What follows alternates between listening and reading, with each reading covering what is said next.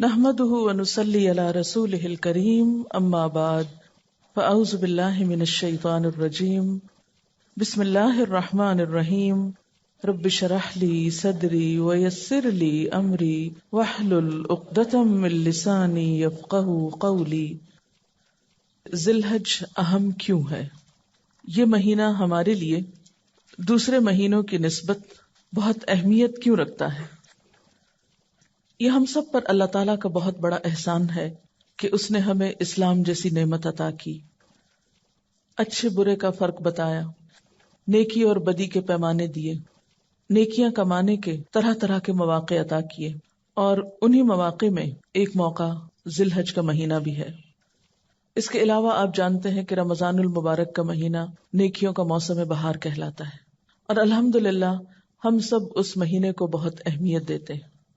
اور یہ بھی آپ جانتے ہیں کہ اس مہینے کی اہمیت اس وجہ سے ہے کہ اس میں روزے جیسی عبادت پائی جاتی ہے، یعنی ہم ایک فرض عبادت کی ادائیگی کرتے ہیں۔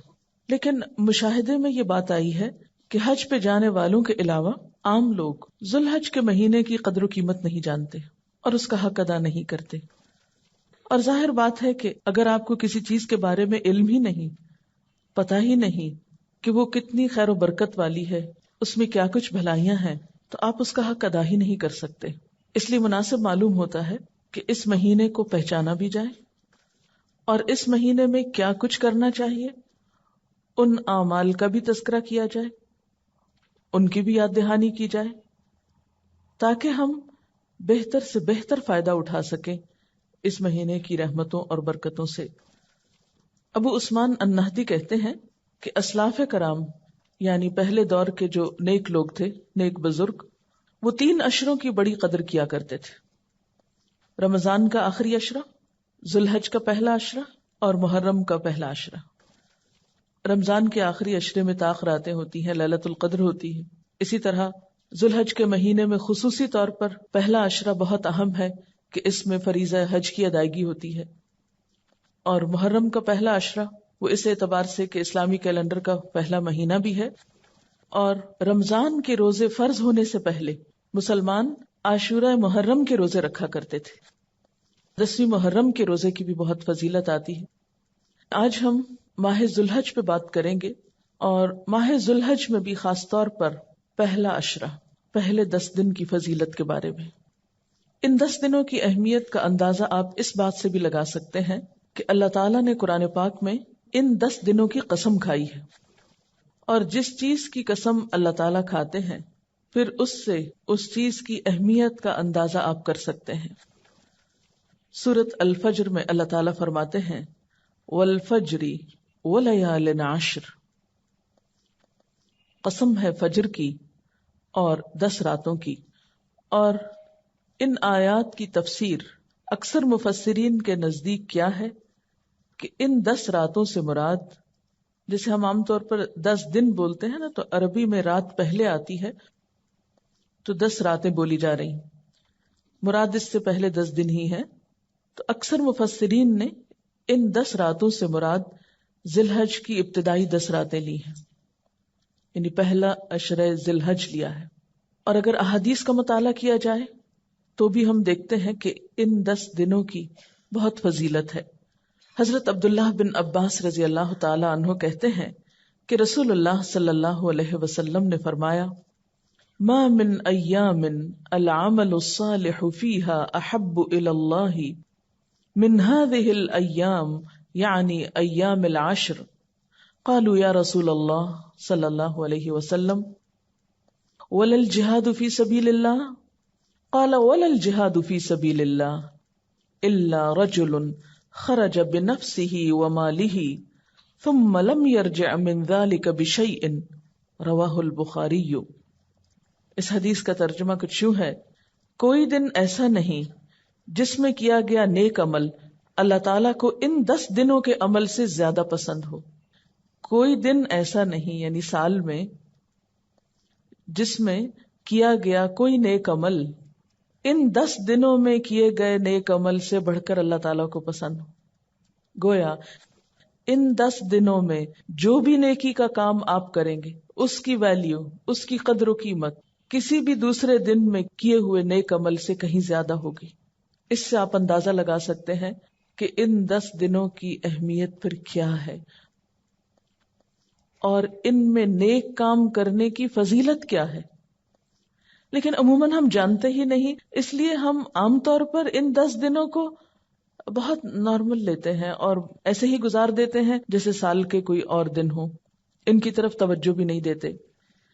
اس پر صحابہ کرام نے پوچھا، اور ظاہر ہے کہ انہیں حیرت ہوئی کہ یا رسول اللہ صلی اللہ علیہ وسلم، کیا اللہ کے راستے میں جہاد کرنا بھی اتنا پسندیدہ نہیں ان دنوں میں؟ یعنی اتنا پسندیدہ نہیں؟ تو آپ نے فرمایا، ہاں، اللہ کے راستے میں جہاد کرنا بھی اتنا پسندیدہ نہیں، سوائے اس کے کہ انسان اپنی جان و مال کے ساتھ نکلا اور واپس نہ لوٹا، یعنی شہید ہو گیا۔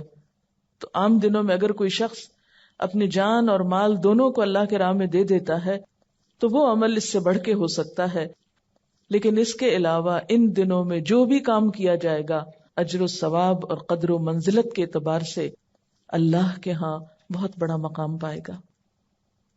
ایک اور حدیث میں آتا ہے، ابن حبان کی روایت ہے، حضرت جابر رضی اللہ تعالی عنہ سے رسول اللہ صلی اللہ علیہ وسلم سے روایت کرتے ہیں کہ آپ نے فرمایا، افضل ایام الدنیا ایام العشر، یعنی عشر ذی الحجہ، قال ولا مثلہن فی سبیل اللہ الا رجل عفر وجہہ فی التراب۔ ترجمہ ہے، دنیا کے سارے ایام کے مقابلے میں 10 ایام، 10 دن یعنی عشرہ ذی الحجہ سب سے زیادہ افضل ہیں۔ آپ سے پوچھا گیا، کیا جہاد فی سبیل اللہ بھی ان کے برابر نہیں؟ تو آپ نے فرمایا، جہاد فی سبیل اللہ بھی ان جیسا نہیں، سوائے اس جہاد کے جس میں انسان شہید ہو جائے۔ اب سوال یہ پیدا ہوتا ہے کہ ان 10 دنوں کی اتنی اہمیت کیوں ہے؟ اس کی وجہ کیا ہے؟ کیوں ان کو اتنی فضیلت حاصل ہے؟ تو اگر ان 10 دنوں پر غور کیا جائے تو اس میں کئی اہمیت کی باتیں ہمارے سامنے آتی۔ پہلی بات کہ انہی 10 دنوں میں یوم عرفہ ہے، یعنی 9 ذی الحج، جو حج کا اصل دن ہے۔ حضرت عبداللہ بن عامر کہتے ہیں کہ میں نبی صلی اللہ علیہ وسلم کے پاس تھا کہ کچھ لوگ آئے اور حج کے بارے میں پوچھا، تو آپ نے فرمایا، الحج عرفہ، حج عرفات میں ٹھہرنے کا نام ہے۔ تو اس وجہ سے یوم عرفہ جو ہے وہ بہت ہی اہمیت کا حامل ہے۔ یوم عرفہ دراصل گناہوں کی مغفرت اور جہنم سے نجات حاصل کرنے کا دن ہے۔ سال میں ہم کئی دن مناتے ہیں نا، کئی طرح کے، تو یہ دن خاص طور پر گناہوں سے نجات، گناہوں سے مغفرت اور جہنم سے بچنے کا دن ہے۔ حضرت عائشہ رضی اللہ تعالی عنہا کہتی ہیں کہ رسول اللہ صلی اللہ علیہ وسلم نے فرمایا، ما من یوم اکثر من ان یعتق اللہ فیہ عبدا من النار من یوم عرفہ وانہ لیدنو ثم یباہی بہم الملائکۃ فیقول ما اراد ہؤلاء۔ عرفہ کے علاوہ کوئی دن ایسا نہیں جس میں اللہ تعالیٰ کثرت سے بندوں کو آگ سے آزاد کرے، یعنی سال بھر میں سب سے زیادہ جس دن بندوں کی معافی ہوتی ہے وہ دن عرفہ کا ہے۔ اس روز اللہ تعالیٰ اپنے بندوں کے بہت قریب ہوتا ہے، وَإِنَّهُ لَيَدْنُو، وہ قریب آ جاتا ہے اور فرشتوں کے سامنے ان کی وجہ سے فخر کرتا ہے اور فرشتوں سے پوچھتا ہے، ذرا بتاؤ تو یہ لوگ مجھ سے کیا چاہتے ہیں۔ خاص طور پر عرفات کے میدان میں جو لوگ جمع ہوتے ہیں، اپنے گھر بار، بیوی بچے، بعض اوقات اور کاروبار، تجارت، دنیا کی ہر چیز چھوڑ کر، مال خرچ کر کے، جسمانی مشقت اٹھا کر اس میدان میں جب جمع ہوتے ہیں تو اللہ تعالیٰ ان کے قریب آتے ہیں، فخر کرتے ہیں، دیکھو یہ میرے بندے یہاں جمع ہیں، بتاؤ بھلا کیوں جمع ہیں، کس لیے آئے۔ ذرا وہ تو ایک چٹیل میدان ہے، ایک خالی جگہ ہے، وہاں کوئی دنیا کا کام کاروبار نہیں، کچھ بھی نہیں، صرف بخشش چاہنے آئے ہیں، اللہ تعالیٰ کے بلانے پہ آئے ہیں، لبیک اللہم لبیک، اللہ تو نے بلایا، ہم حاضر ہو گئے۔ کس لیے آئے ہیں؟ کہ تو ہمیں معاف کر دے۔ تو عشرہ ذی الحج کا یہ دن بہت ہی اہمیت کا حامل ہے، اس اعتبار سے کہ اس دن گناہوں کی بخشش ہوتی ہے، اور اس کثرت سے ہوتی ہے کہ رسول اللہ صلی اللہ علیہ وسلم نے فرمایا، عرفہ کے دن اللہ تعالیٰ فرشتوں کے سامنے فخر کرتا ہے کہ میرے بندوں کو دیکھو، پراگندہ سر، غبار آلود، دور دراز سے میرے پاس آئے ہیں اور میں تم کو گواہ بناتا ہوں کہ ان سب کو میں نے بخش دیا. فرشتے کہتے ہیں کہ ان میں فلاں شخص گناہگار ہے. اللہ تعالیٰ فرماتا ہے میں نے ان سب کو معاف کر دیا. آپ صلی اللہ علیہ وسلم نے فرمایا عرفہ کے دن اللہ تعالیٰ بہت سے لوگوں کو دوزخ سے آزاد کر دیتا ہے. یعنی ایسے لوگوں کی بخشش ہوتی ہے جن پہ جہنم واجب ہو چکی ہے، ان کو تو لازماً سزا ملنی چاہیے.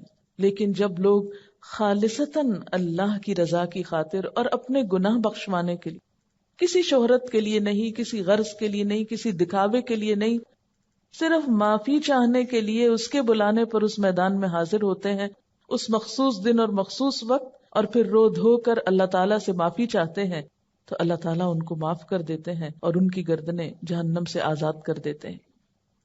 ایک اور حدیث میں آتا ہے آپ صلی اللہ علیہ وسلم نے فرمایا لوگوں ان 10 دنوں میں اللہ تعالیٰ تمہاری حاضری کی وجہ سے، یعنی تمہارے وہاں آنے کی وجہ سے، تم پر فرشتوں کی جماعت میں فخر کرتا ہے اور فرماتا ہے کہ تمہارے گناہوں کو میں معاف کرتا ہوں مگر حق العباد، نیک لوگوں کی خطاؤں کو معاف کرتا ہوں اور نیکوں کے سوال کو پورا کرتا ہوں. یعنی جو دعائیں مجھ سے مانگتے ہیں گناہوں کی معافی کے علاوہ جو اور ان کی حاجتیں ہیں، دعائیں ہیں، ان کو بھی پورا کرتا ہوں. اور مزدلفہ میں بھی اللہ تعالیٰ نیکوں کی مغفرت فرماتا ہے اور ان کی سفارش منظور فرماتا ہے. اس حدیث سے یہ پتہ چلتا ہے کہ حقوق العباد بہت اہم ہے. وہ گناہ جو ہم اللہ تعالیٰ کے حق میں قصور کر جاتے ہیں یا صغیرہ گناہ جن کو کہتے ہیں، وہ تو معاف ہو جاتے ہیں، لیکن حق العباد یا حقوق العباد کے بارے میں پھر بھی جب تک بندے معاف نہ کریں اس وقت تک معافی نہیں ہوتی، الا یہ کہ اللہ تعالیٰ ان بندوں کو کسی اور چیز سے راضی کر دے اور ان بندوں کی بخشش کر دے. یہ پھر ڈیپینڈ کرتا ہے کہ معافی مانگنے والا اپنے گناہوں پہ نادم کتنا ہے، شرمسار کتنا ہے، اور آئندہ کے لیے ان گناہوں سے بچنے کے لیے کیا سوچتا ہے. آپ صلی اللہ علیہ وسلم نے فرمایا اللہ کے نزدیک عرفہ کے دن کی بڑی فضیلت ہے. اللہ تعالیٰ نے آسمان والوں سے فخر کر کے فرمایا ہے کہ میرے بندوں کو دیکھو، دور دراز سے، پراگندہ سر یعنی الجھے ہوئے بالوں والے، کیونکہ وہ حج کا موقع ایسا ہوتا ہے نا کہ انسان کو اپنی پرواہ نہیں ہوتی یا موقع ہی نہیں ہوتا. گرد آلود سر، گرد آلود یعنی کپڑوں پہ بھی گرد ہے. آج کے زمانے سے پھر گاڑیاں موٹریں ہیں. عام طور پر جو لوگ پیدل چل کے آتے ہیں تو ان کے احرام جو ہیں واقعی مٹی سے آلود ہو چکے ہوتے ہیں. فرمایا کہ دیکھو دور دراز سے پراگندہ سر، گرد آلود یہاں آئے ہیں، میری رحمت کی امید کرتے ہیں اور میرے عذاب کو دیکھا نہیں اور اس کے باوجود بھی ڈرتے ہیں. مراد یہ ہے اس نویں تاریخ کو اللہ تعالیٰ بہت سے لوگوں کو دوزخ سے آزاد کر دیتا ہے. پھر آپ دیکھتے ہیں کہ اسی عشرہ ذی الحج میں یوم النحر بھی ہے، قربانی کا دن، اور یہ بھی سال کے دنوں میں بہت اہم دن ہے، کیونکہ رسول اللہ صلی اللہ علیہ وسلم نے فرمایا اعظم الایام عند اللہ یوم النحر و یوم القر، اللہ کے نزدیک سب سے زیادہ باوقار اور عظمت والا دن یوم النحر ہے. یعنی ہر دن کی اپنی فضیلت ہے. یوم عرفہ بخشش کا دن ہے اور یوم النحر یا قربانی کا دن بڑا عظمت والا دن ہے. اللہ کے ہاں اس کی بڑی قدر و منزلت ہے. اور پھر اس کے بعد منا میں ٹھہرنے کا دن یعنی اگلا دن. اب آپ دیکھیے کہ جو عشرہ اتنا اہم ہے اور اس کی اللہ تعالیٰ کے ہاں بہت قدر و منزلت ہے، اور پھر ان دو باتوں کے بارے میں پڑھ کر کہ لوگ وہاں پر جا کر حج کرتے ہیں، قربانی کرتے ہیں، منا میں ٹھہرتے ہیں. اگر ہم لوگوں کو یہ موقع نہیں ملتا تو پھر کیا کریں؟ یعنی اگر ہم حج پہ نہیں جا سکتے تو یہاں رہ کر ان دنوں سے کیسے فائدہ اٹھا سکتے ہیں؟ ہمیں کیا کچھ کرنا چاہیے؟ تو آئیے چند باتیں اس کے بارے میں کرتے ہیں. سب سے پہلا کام، ذی الحج کا چاند دیکھ کر دعا مانگنی چاہیے. عام طور پر عید الفطر کا چاند تو بہت سے لوگ دیکھنے کا اہتمام کرتے ہیں، لیکن ذی الحج کا چاند دیکھنا بھول جاتے ہیں، کیونکہ ان دنوں کی حاجیوں کے نزدیک تو بہت اہمیت ہوتی ہے، لیکن عام لوگ بھولے ہوئے ہوتے ہیں. اور ویسے بھی ہر مہینے جب چاند دیکھیں تو دعا مانگیں، اور وہ دعا بھی بہت خوبصورت ہے. اللہم اہلہ علینا بالامن والایمان والسلامت والاسلام ربی وربک اللہ. اے اللہ تو اس چاند کو ہم پر امن و ایمان اور سلامتی اور اسلام کے ساتھ طلوع فرما. اے چاند میرا اور تمہارا رب اللہ ہی ہے. آپ دیکھیں کہ عموماً جب کوئی نیا سال آتا ہے، نیا مہینہ آتا ہے، نیا دن آتا ہے، تو جہاں خوشی ہوتی ہے وہاں ایک فکر کی لہر بھی دوڑ جاتی کہ پتہ نہیں کیا ہوگا، اس سال کیا ہوگا، اس مہینے کیا ہوگا، معلوم نہیں اس دفعہ کے حج پہ کیا ہوگا. جو لوگ جاتے ہیں وہاں وہ بھی فکر کرتے ہیں، جو پیچھے کے لوگ ہوتے ہیں ان کو بھی فکر ہوتی ہے. تو ایسے موقعوں پر اتنی خوبصورت دعا سکھائی گئی کہ امن، ایمان اور سلامتی کی دعائیں مانگو، اور اس وقت ہم سب کو کتنی ضرورت ہے. اسی طرح ایک اور دعا بھی حضور صلی اللہ علیہ وسلم سے مروی ہے. حضرت قتادہ سے روایت ہے کہ رسول اللہ صلی اللہ علیہ وسلم جب نیا چاند دیکھتے تو یہ دعا پڑھا کرتے تھے: ہلال خیر و رشد، ہلال خیر و رشد، آمنت بالذی خلقک. چاند ہدایت اور بھلائی کا ہو، چاند خیر و بھلائی کا ہو. یعنی 2 دفعہ آپ نے یہ دعا مانگی کہ یا اللہ یہ مہینہ خیر و بھلائی کا ہو، ہدایت کا ہو. میں ایمان لایا اس ذات پر جس نے تجھے پیدا کیا. یعنی میں تیری پوجا نہیں کرتا، اس رب کی عبادت کرتا ہوں کہ جو تجھے پیدا کرنے والا ہے. عام طور پر ہم ان دعاؤں کو اہمیت نہیں دیتے. ہم سمجھتے ہیں کہ ہاں بس ٹھیک ہے کہہ دیا اور لکھا ہوا ہے کتابوں میں اور ہونا چاہیے، لیکن جب اپنے عمل کی بات آتی ہے تو بھول جاتے ہیں. تو ایسے میں اگر آپ کو چاند دیکھنے کا اتفاق نہیں بھی ہوا یا نصیب نہیں بھی ہوا تو آپ کیا کیا کیجئے کہ جو اسلامی کیلنڈر کے ابتدا کی ڈیٹ ہے اگر آپ نے کہیں لکھ کے رکھی ہے تو اس پر اس دعا کو چھوٹا چھوٹا کر کے لکھ لیا کیجئے اور ہر مہینے کے آغاز میں پڑھ لیا کریں. تو انشاءاللہ تعالی خیر و بھلائی ہوگی جس کی ہم سب بہت محتاج ہیں. پھر اسی طرح ایک اور دعا آتی ہے، ابو داؤد کی روایت ہے: الحمد للہ الذی ذہب بشہر کذا وجاء بشہر کذا. سب تعریف اس اللہ کے لیے ہے جو اس مہینے کو لے گیا، یعنی پچھلا مہینہ ذوالقعدہ کا چلا گیا اور دوسرا مہینہ آ گیا. یعنی دن اور رات کا پھیر اللہ کے ہاتھ میں ہے، مہینوں کا پھیر، وقت، سب کچھ اس کے ہاتھ میں ہے. اس لیے اسی کے لیے تعریف ہے اور اسی کے لیے شکر ہے. جب چاند دیکھ کر دعا مانگ چکے تو پھر اس کے بعد کیا کریں؟ کچھ اور کام ہے. اگر اللہ تعالی حج کی توفیق دے تو حج کا ارادہ کرنا چاہیے، نیت کرنی چاہیے. یہ مہینہ ہمیں ایک فریضے کی یاد دہانی کراتا ہے. اگر ہم پر حج فرض ہو، جو شخص سفر حج اور سواری کے اخراجات کا متحمل ہو اس پہ حج فرض ہوتا ہے. یعنی سفر کا خرچہ ہو اور وہاں رہنے کا خرچہ جس کے پاس موجود ہو. قرآن پاک میں اللہ تعالیٰ فرماتے ہیں: وَلِلَّهِ عَلَى النَّاسِ حِجُّ الْبَيْتِ مَنِ اسْتَطَاعَ إِلَيْهِ سَبِيلًا وَمَنْ كَفَرَ فَإِنَّ اللَّهَ غَنِيٌّ عَنِ الْعَالَمِينَ. لوگوں پر اللہ کا یہ حق ہے، یعنی اللہ کا حق ہے کہ جو اس کے گھر تک پہنچنے کی استطاعت رکھتا ہو، یعنی جو کوئی وہاں جا سکتا ہو وہ اس کا حج کرے، اور جو کوئی اس حکم کی پیروی سے انکار کرے، یعنی استطاعت کے باوجود جانے کا سوچتا ہی نہیں اور جائے ہی نہیں، تو اسے معلوم ہونا چاہیے کہ اللہ تمام دنیا والوں سے بے نیاز ہے. اسے پرواہ نہیں ہے ایسے لوگوں کی کہ جن کو اللہ نے مال دیا ہے، وسعت دی ہے، حیثیت دی ہے، استطاعت ہے، اور پھر بھی وہ اس کے گھر آنے کے لیے نہیں سوچتے، اس کی طرف رجوع نہیں کرتے. اسی لیے آپ صلی اللہ علیہ وسلم نے فرمایا: اگر کسی شخص کو واقعی محتاجی نہیں ہے اور کسی ظالم اقتدار کی طرف سے رکاوٹ بھی نہیں ہے، پھر بھی اس نے حج نہیں کیا، تو چاہے وہ یہودی ہو کر مرے یا نصرانی ہو کر. حضرت عبداللہ بن عباس کہتے ہیں کہ رسول اللہ صلی اللہ علیہ وسلم نے فرمایا: اے لوگو، تم پہ حج فرض ہو چکا ہے، اس کی ادائیگی میں جلدی کرو. یعنی جن لوگوں پہ حج فرض ہو چکا ہے ان کو فرمایا، اس لیے کہ تم میں سے کوئی نہیں جانتا کہ کب کیا رکاوٹ پیش آ جائے. کیونکہ بعض اوقات ہمارا ارادہ ہوتا ہے، نیت ہوتی ہے، تیاری ہوتی ہے، کچھ پتہ نہیں کہ آئندہ سال حالات کیا ہوں، صحت کیسی ہو، دنیا کے حالات کیا ہوں. اس لیے جس کو جب موقع ملے اپنی طرف سے فریضہ ادا کرنے کی پوری کوشش کرے. اور اس سلسلے میں خواتین کے لیے خاص طور پر آپ صلی اللہ علیہ وسلم نے کیا فرمایا کہ بوڑھوں، کمزوروں اور عورتوں کے لیے حج اور عمرہ کرنا ثواب میں جہاد کے برابر ہے. یہ تو تھا اس عشرے کا اہم ترین کام. دوسرا کام ہے روزہ رکھنا. روزہ رکھنا اللہ کے نزدیک افضل اور محبوب عمل ہے.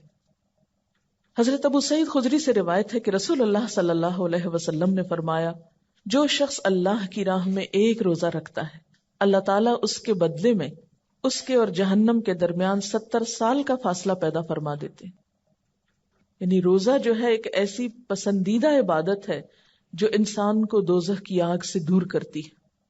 رمضان کے روزے تو فرض ہیں، ان دنوں کے روزے فرض تو نہیں ہیں لیکن بہت اجر و ثواب کے حامل ہیں. ابھی پیچھے آپ نے حدیث پڑھی نا کہ ان دنوں میں کوئی بھی جو نیک عمل کیا جاتا ہے وہ عام دنوں کی نسبت بہت زیادہ ثواب کا حامل ہوتا ہے. تو مثلا اس عشرے میں روزہ رکھیں گے تو اس کا اجر و ثواب جو ہے وہ کہیں زیادہ ہوگا پچھلے مہینے کے روزے رکھنے سے. یا مثلا اس سے آگے ایک رمضان کے روزوں کا بہت ثواب ہے، پھر اسی طرح عاشورہ محرم کے روزے کا اور ذی الحج کے ان پہلے دنوں کے روزے کا، اور خاص طور پر 9 تاریخ کا روزہ، 9 ذی الحج کا روزہ جو حاجیوں کے لیے تو نہیں ہے، لیکن ہم جیسے لوگ جو پیچھے ہوں وہ اہل حج کے ساتھ اس دن روزے جیسی عبادت کے ذریعے ان کے ساتھ شریک ہو سکتے ہیں. اس کے بارے میں آپ صلی اللہ علیہ وسلم نے فرمایا صوم یوم عرفۃ احتسب علی اللہ ان یکفر السنۃ التي قبلہ والتي بعدہ. صحیح مسلم کی روایت ہے، یوم عرفہ کے روزے کے متعلق مجھے اللہ تعالیٰ سے امید ہے کہ وہ 1 سال پہلے اور 1 سال بعد کے گناہوں کے لیے کفارہ بن جائے گا. یعنی اگر آپ اس دن کا روزہ رکھتے ہیں تو اللہ تعالیٰ سے اس امید کے ساتھ کہ پچھلے سال کے بھی گناہ معاف ہو جائیں اور آئندہ کے بھی، یعنی جو کیے ہیں اور جو نہیں کیے. ایک اور روایت میں آتا ہے کہ عشرہ ذی الحج میں عبادت اللہ تعالیٰ کو بہت پسند ہے. ان دنوں میں ایک روزہ رکھنے کا ثواب سال بھر کے روزوں کے ثواب کے برابر ہوتا ہے. ترمذی کی اس روایت میں کیا آتا ہے کہ اگر آپ ان دنوں میں روزہ رکھتے ہیں، مثلا یہ پہلے 9 دن، ایک ایک روزے کا ثواب کتنا ہے جیسے آپ نے سال بھر روزہ رکھا. اور اگر آپ کے مثلا قضا روزے رہتے ہیں تو آپ کو کبھی بھی رکھنے ہیں، اگر ان دنوں میں رکھ لیں تو اس میں کیا ہوگا، قضا بھی ہو جائے گی اور ان دنوں میں روزہ رکھنے کا ثواب بھی ہو جائے گا. لیکن 9 تاریخ کا روزہ جو ہے وہ خالصتاً اسی نیت سے رکھیے، اس کو قضا میں نہ رکھیے. حضرت حنیدہ بن خالد اپنی بیوی سے روایت کرتے ہیں اور وہ حضور صلی اللہ علیہ وسلم کی زوجہ محترمہ سے روایت کرتی ہیں. وہ فرماتی ہیں کہ رسول اللہ صلی اللہ علیہ وسلم 10ویں محرم اور ذی الحج کے 9 دن اور 3 دن ہر مہینے سے اس طرح کے پہلی پیر اور 2 خمیس روزے رکھتے تھے. یعنی آپ کے روزوں کا طریقہ کیا تھا، 10ویں محرم کا روزہ رکھتے، ذی الحج کے یہ 9 دن روزے رکھتے اور ہر مہینے کے 3 دن. اور وہ کس طرح، ایک تو وہ آتا نا ایام 20 کے روزے، اور ایک دوسرا بھی آتا ہے کہ پہلے منڈے کو، ضروری نہیں کہ وہ پہلی تاریخ کو ہی ہو، وہ 2 3 4 5 کو بھی ہو سکتی ہے. تو آپ صلی اللہ علیہ وسلم ہر مہینے میں پہلی پیر، پھر خمیس اور اس کے بعد والی خمیس کے روزے نہیں چھوڑتے تھے. خمیس کہتے ہیں تھرسڈے کو، جمعرات. ہر ماہ کی پہلی پیر، پھر جمعرات اور اس کے بعد والی جمعرات، یعنی اس طریقے پر آپ روزے رکھا کرتے تھے. اب آپ یہاں پر روایت کو بھی دیکھیے کہ شوہر بیوی سے روایت کر رہے ہیں، اور بیوی کہاں سے کر رہی ہیں، آپ صلی اللہ علیہ وسلم کی زوجہ محترمہ سے. اس سے کیا پتہ چلتا ہے کہ اسلام میں علم مرد اور عورت دونوں کے لیے، اور علم کی خدمت دونوں نے کی ہے. حضرت عائشہ رضی اللہ تعالیٰ عنہا سے روایت ہے جس میں ان سے ان روزوں کے متعلق سوال ہوا کہ کیا آپ یہ روزے رکھتے تھے، تو انہوں نے جواب دیا ہاں. حضرت عبداللہ بن عمر بھی، جن سے بہت سی احادیث مروی ہیں، ان کا عمل بھی ثابت ہے کہ وہ اس عشرے کے روزے رکھا کرتے تھے. یہ لفظ عشرہ سہولت کے لیے بولا جا رہا ہے، ورنہ جملہ بہت لمبا ہو جاتا ہے. عشرہ سے اگرچہ مراد 10 دن ہوتے ہیں لیکن عید کے دن کا روزہ نہیں ہوتا. تو اس وقت جب بھی میں عشرہ بول رہی ہوں ذی الحج کا، تو اس سے مراد کیا ہے، پہلے 9 دن. اب آپ دیکھیے کہ اس سے بھی ذی الحج کے پہلے عشرے کی اہمیت اور فضیلت پتہ چلتی ہے کہ کیوں اتنا اہم ہے یہ عشرہ.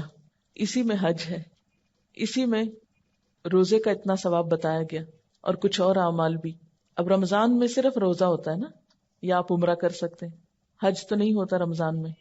لیکن ان دنوں میں آپ حج بھی کر سکتے ہیں، اور اگر حج کا موقع نہیں تو پھر روزہ رکھ سکتے ہیں، اور پھر ساتھ قربانی بھی آگے جا کے ہو سکتی ہے.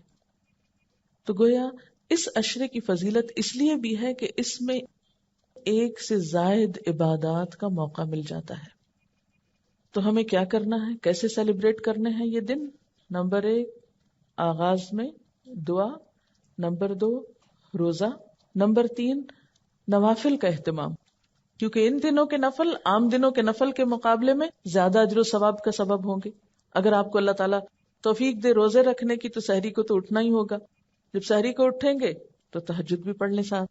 اور ویسے بھی آپ جانتے ہیں قیامت کے دن نماز کے بارے میں پہلا سوال ہوگا، پہلا حساب ہوگا نماز. دوزخ میں جانے والوں سے جب پوچھا جائے گا کہ ما سلککم فی سقر، کیا چیز تمہیں دوزخ میں لے گئی، قالوا لم نک من المصلین، وہ کہیں گے کہ ہم نماز پڑھنے والوں میں سے نہ تھے، ہم نماز نہیں پڑھتے تھے. ولم نک نطعم المسکین، اور ہم مسکین کو کھانا نہیں کھلاتے تھے. اور ایک اور حدیث سے آپ کو معلوم ہے کہ آپ صلی اللہ علیہ وسلم نے فرمایا آدمی اور شرک یا کفر کے درمیان حد فاصل نماز ہے، یعنی نماز کا پڑھنا یا نہ پڑھنا ہے.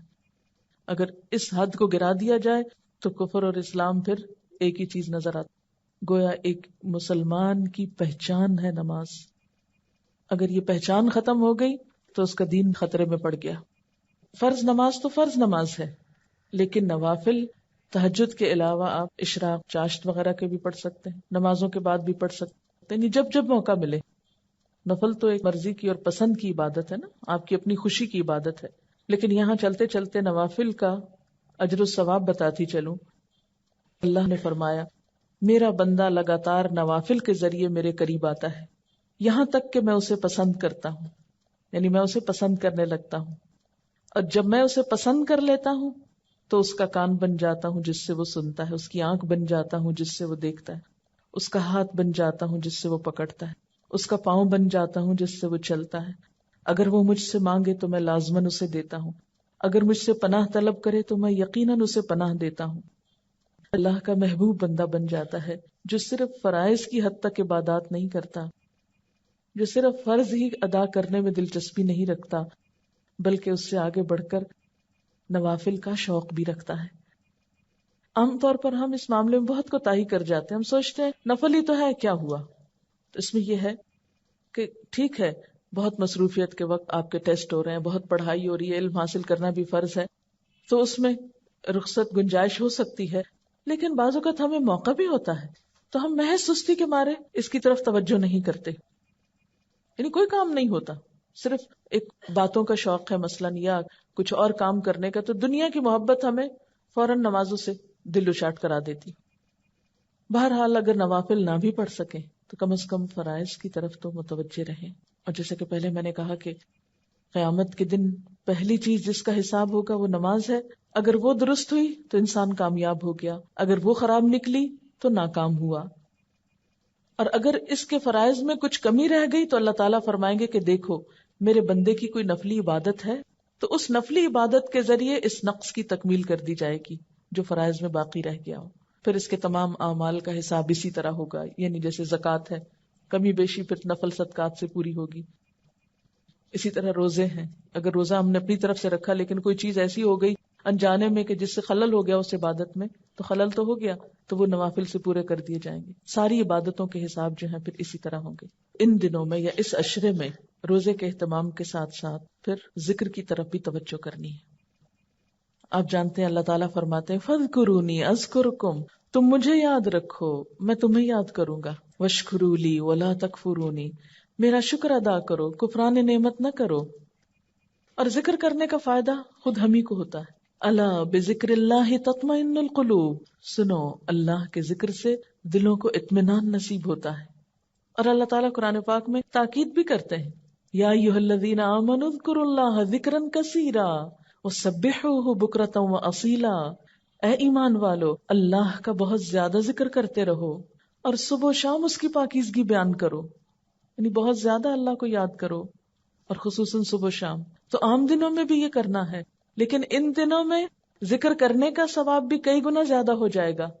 یاد رکھیے جتنی بھی چیزوں کی آپ کو یاد دہانی کرائی جا رہی ہے یہ کس لیے ہے کہ ان عبادتوں کا اہتمام ہم میں سے کچھ لوگ پہلے سے کرتے ہیں، لیکن ہوتا کیا ہے جیسے رمضان آیا ہم نے بہت سی عادتیں ڈالی، پھر آہستہ آہستہ آہستہ اپنی اصل روٹین پہ آ جاتے ہیں، پھر کوتاہی ہوتے ہوتے پھر وہیں جا کھڑے ہوتے ہیں گویا ہم نے کچھ نہ سیکھا تھا رمضان میں. لیکن جب ہم اللہ کی رحمت سے اس مہینے کو پہنچتے ہیں تو پھر نیکی کے ان کاموں کی یاد دہانی دوبارہ کرا دی جاتی ہے اور پھر ہم اللہ تعالیٰ کے قریب ہونے لگتے ہیں. اور ذکر کے بارے میں تو آپ کو معلوم ہے کہ نبی صلی اللہ علیہ وسلم نے کیا فرمایا تھا کہ اللہ کا ذکر اتنا کرو کہ لوگ مجنون کہنے لگے. یعنی اگر کوئی کہے نا کہ یہ تو پاگل ہی ہو گیا، ہر وقت اللہ کی باتیں کرتے ہیں، تو سمجھو کہ اچھا سرٹیفکیٹ مل گیا ہے جس کو قیامت کے دن پیش کر سکیں گے کہ اللہ تیرا نام لینے کی وجہ سے، تیری یاد کی وجہ سے لوگوں نے مجھے یہ ٹائٹل دیا.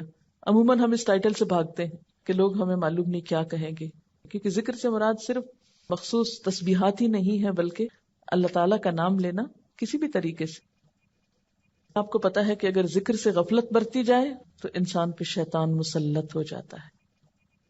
اللہ تعالیٰ فرماتے ہیں وَمَن يَعْشُ عَن ذِكْرِ الرَّحْمَنِ نُقَيِّضْ لَهُ شَيْطَانًا فَهُوَ لَهُ قَرِينٌ. جو شخص رحمان کے ذکر سے غفلت برتے گا ہم اس پر ایک شیطان مقرر کر دیں گے، وہی اس کا ساتھی بن جائے گا.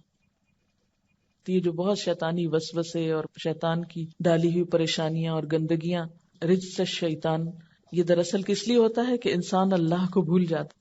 وہ عادت ڈالی، پھر چھوٹ گئی، پھر دوبارہ ڈالنے میں سستی ہو گئی. تو جو کچھ آپ کرتے ہیں ان کو لکھ لیا کیجئے. یعنی جو آپ اپنے اندر اللہ کے فضل سے اچھی عادات ڈال رہے ہیں قرآن کے پڑھنے کے ساتھ ساتھ، ان کو اپنے پاس نوٹ کر لیں.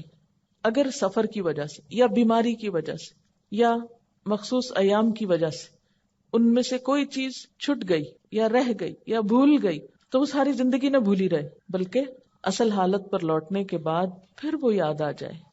آپ صلی اللہ علیہ وسلم نے فرمایا جو شخص اپنے رب کو یاد کرتا ہے اس کی مثال زندہ کی سی ہے، اور جو اپنے رب کو یاد نہیں کرتا وہ مردے کی طرح ہے. کیونکہ مردے یاد نہیں کر سکیں گے نا. میں کبھی کبھی سوچتی ہوں یا اللہ قبر میں تو اتنا ٹائم ہوگا، اتنا ہوگا، پتہ نہیں کتنے سو سال وہاں رہنا ہے، تو کوئی طریقہ نہیں ہو سکتا کہ آپ ہمیں وہاں بھی ذکر کی اجازت دے دیں یا کوئی موقع دے دیں کہ تجھے یاد کرتے رہیں.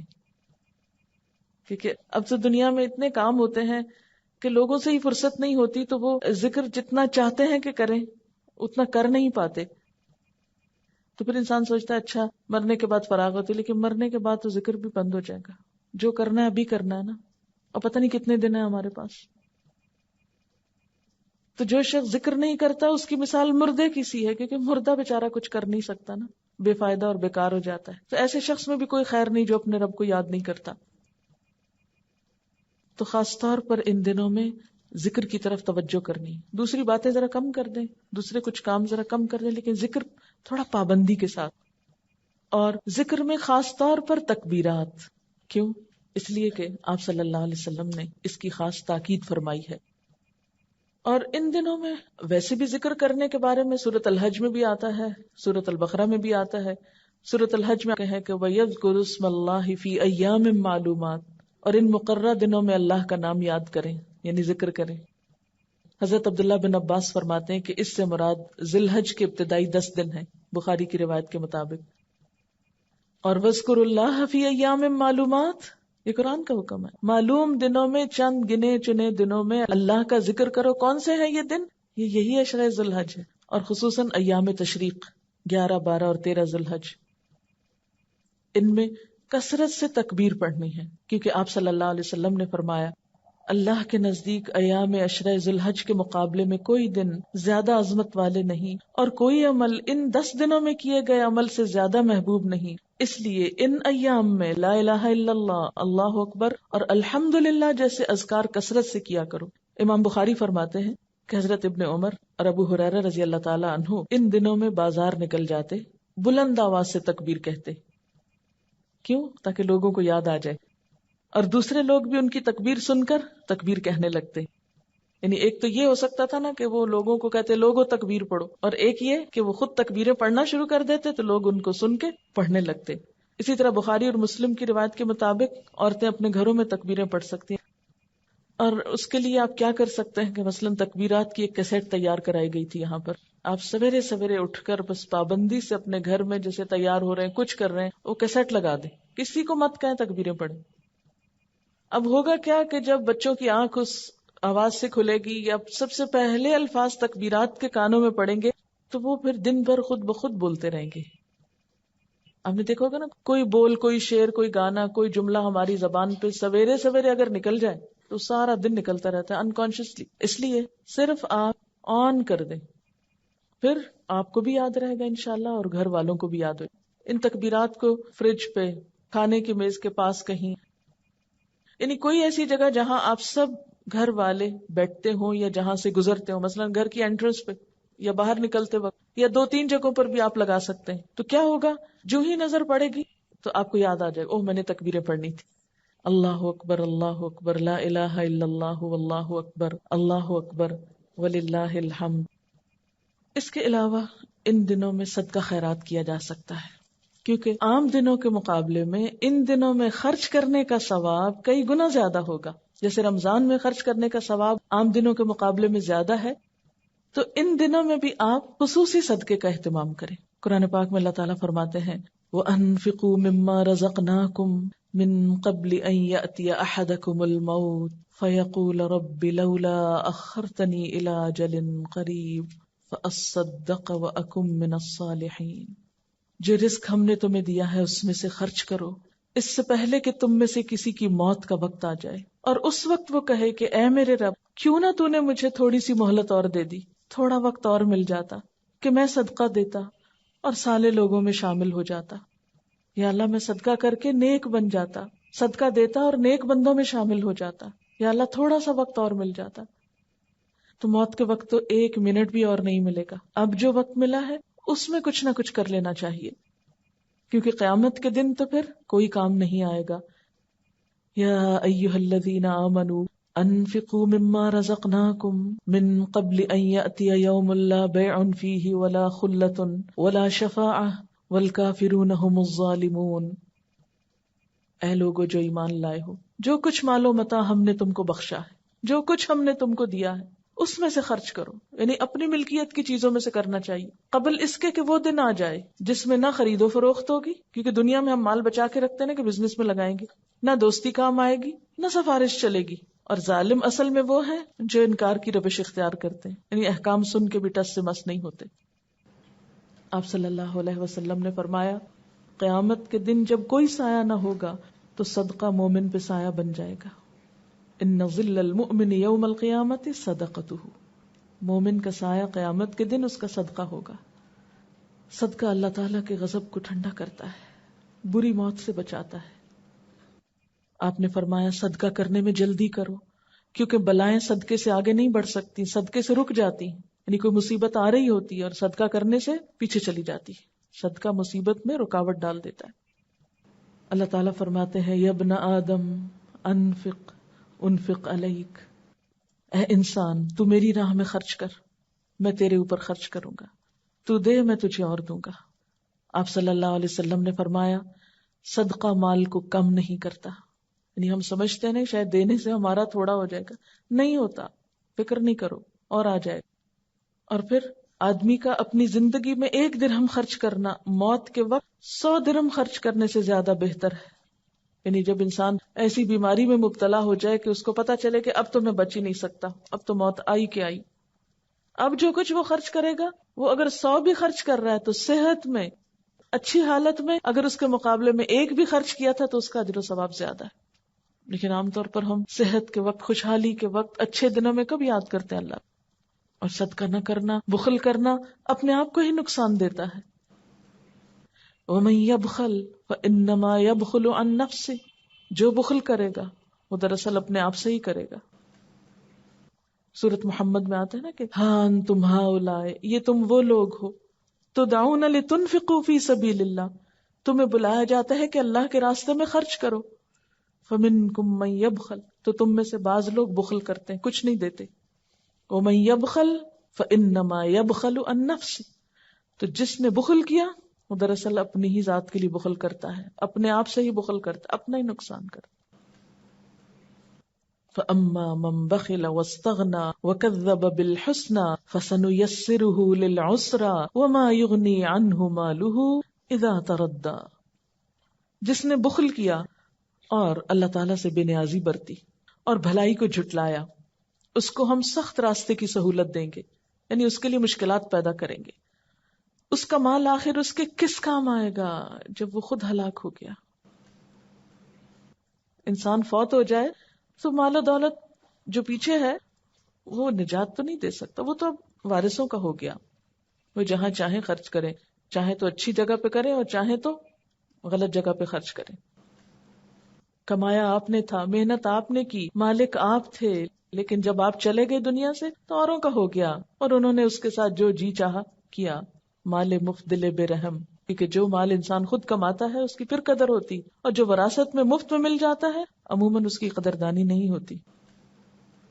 اور یہ بھی یاد رکھیے کہ اللہ کی راہ میں دینے والوں کے لیے فرشتے بھی دعائیں کرتے ہیں۔ بخاری کی روایت ہے ہر روز صبح 2 فرشتے اترتے ہیں، ایک یہ دعا کرتا ہے یا اللہ سخی اور خرچ کرنے والے کو مال میں زیادتی اور برکت دے.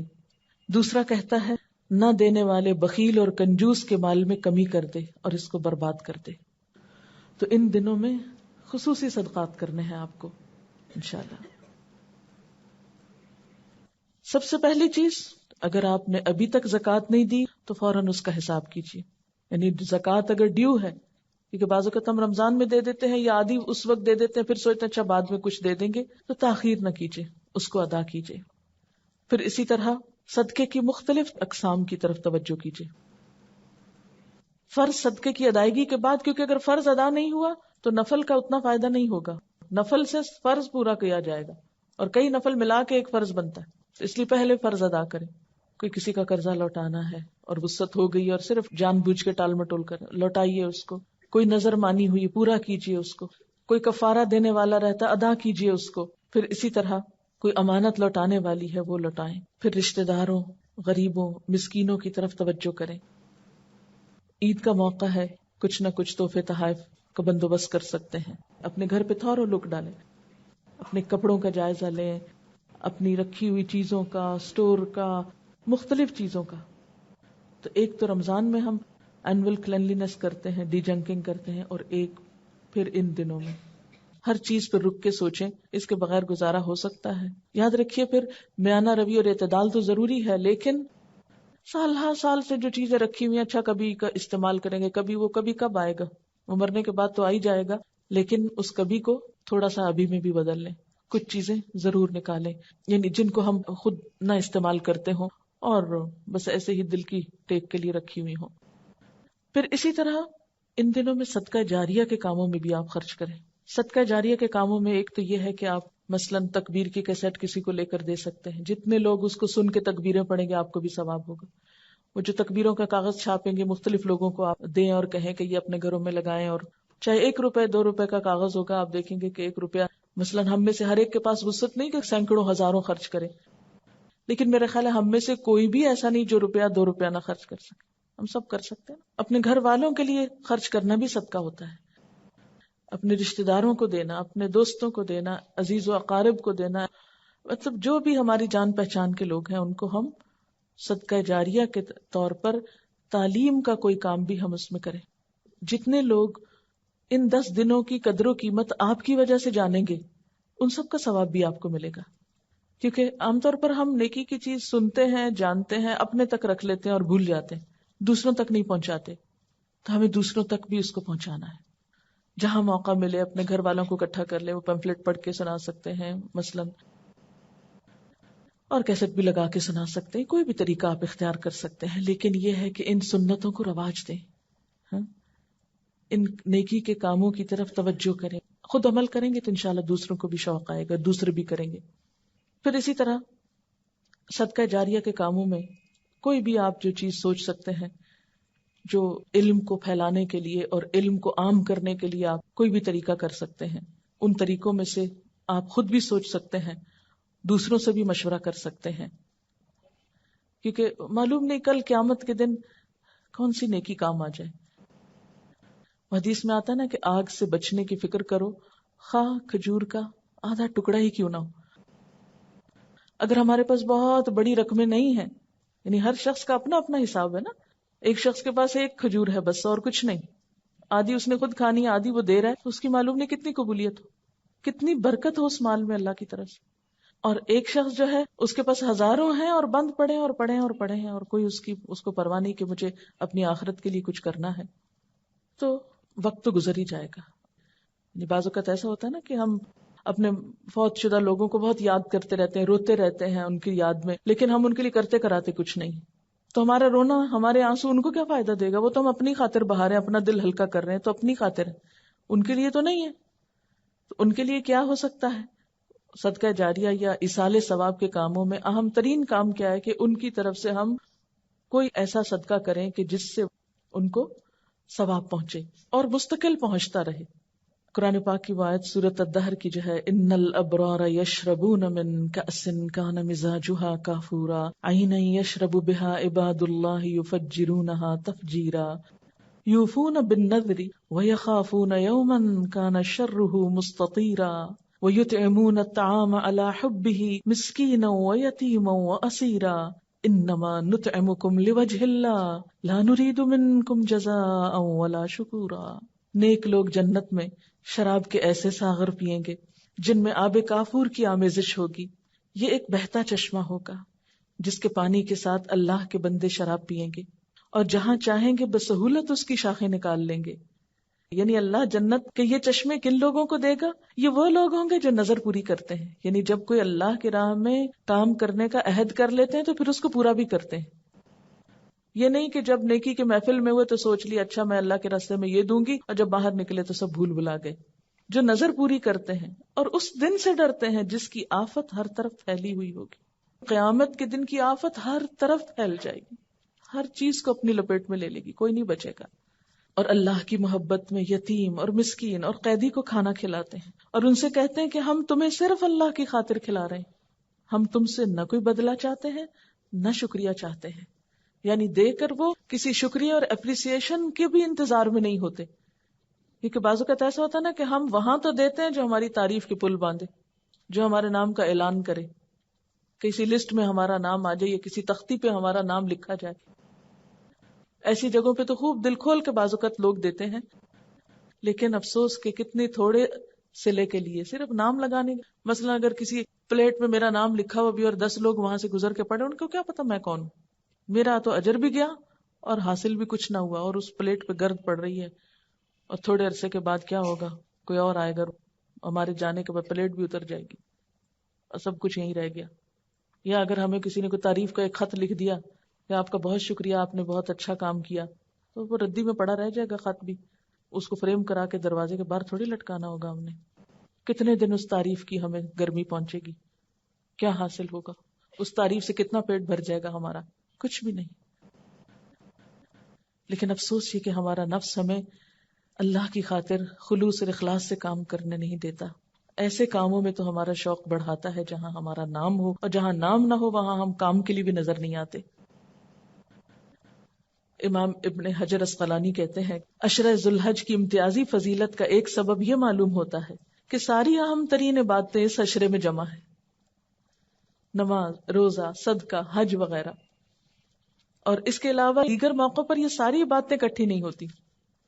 اب صدقے میں سب سے اہم کام جو ہے وہ قربانی ہے، یعنی باقی صدقات بھی آپ کریں گے لیکن قربانی بھی کریں گے۔ قربانی جو ہے اس عشرے کی اہم ترین عبادت ہے، یعنی صدقہ خیرات کی ایک بہترین قسم ہے۔ لیکن قربانی ہے کیا چیز؟ قربانی کا لفظ جو ہے یہ قرب سے نکلا ہے۔ قرب کا کیا مطلب ہوتا ہے؟ کسی کے قریب جانا، قریب ہونے کی کوشش کرنا، مکان، زمان، یعنی ہر طرح سے قریب ہونے کے لیے آتا ہے، یعنی جگہ میں قریب ہونا، پھر وقت میں قریب ہونا، یا نسبت یعنی رشتہ داری اور تعلق میں قریب ہونا، اسی طرح مرتبے میں، ان سب چیزوں کے لیے لفظ استعمال ہوتا ہے۔ تو قربان ہر وہ چیز جس کے ذریعے اللہ کی قرب جوئی کی جائے، یعنی قرب تلاش کیا جائے۔ قربان یعنی لفظ قرب سے نکلا ہے۔ پھر قربان کس کو کہتے ہیں؟ ہم کہتے ہیں نا قربان جاؤں، ہم تو اس کو فعل کے طور پر استعمال کرتے ہیں، لیکن قربان ہر وہ چیز جس کے ذریعے اللہ کا قرب حاصل کیا جائے، اللہ کا تقرب حاصل کیا جائے۔ اور اصطلاح میں قربانی سے مراد کیا ہے؟ یوم النحر اور ایام تشریق میں اللہ تعالیٰ کی رضامندی اور خوشنودی اور قرب حاصل کرنے کے لیے اونٹ، گائے، بکری، بھیڑ یا دمبا ذبح کرنا، یعنی یہاں خاص طور پر جانور کی قربانی مراد ہے۔ سوال یہ پیدا ہوتا ہے کہ قربانی کی ابتدا کب سے ہوئی، یعنی یہ کام کب سے لازم ہوا؟ قرآن پاک میں اللہ تعالیٰ فرماتے ہیں سورۃ الحج میں لِكُلِّ أُمَّةٍ جَعَلْنَا مَنْسَكًا هُمْ نَاسِكُوهُ، ہر امت کے لیے ہم نے قربانی کا ایک طریقہ مقرر کیا جس کی وہ پیروی کرتی ہے۔ گویا قربانی کا یہ حکم ہر امت کے لیے رہا ہے۔ اس کا آغاز حضرت آدم علیہ السلام کے زمانے میں ہوا۔ قرآن پاک میں اللہ تعالیٰ حضرت آدم علیہ السلام کے 2 بیٹوں کا قصہ بیان کرتے ہیں، وَاتْلُ عَلَيْهِمْ نَبَأَ ابْنَيْ آدَمَ بِالْحَقِّ اذ قربا قربانا فتقبل من احدهما ولم يتقبل من الاخر۔ اور انہیں ذرا آدم علیہ السلام کے 2 بیٹوں کا قصہ بے کم و کاس سنا دیجئے. جب ان دونوں نے قربانی کی تو ان میں سے ایک کی قربانی قبول کی گئی اور دوسرے کی نہ کی گئی. تو اس سے کیا پتہ چلتا ہے کہ حضرت آدم علیہ السلام کے بیٹوں نے بھی قربانی کی. یعنی قربانی آج سے نہیں، قربانی تو آدم علیہ السلام کے زمانے سے ہے، یعنی اس کا تصور اس وقت سے موجود ہے. پھر اسی طرح حضور صلی اللہ علیہ وسلم کو بھی قربانی کا حکم ہے. فصل لربک وانحر، اپنے رب کے لیے نماز پڑھیے اور قربانی کیجیے. ایک اور جگہ پر فرمایا قل ان صلاتی ونسکی ومحیای ومماتی للہ رب العالمین، آپ کہہ دیجئے بے شک میری نماز، میری قربانی، میرا جینا، میرا مرنا اللہ رب العالمین کے لیے ہے.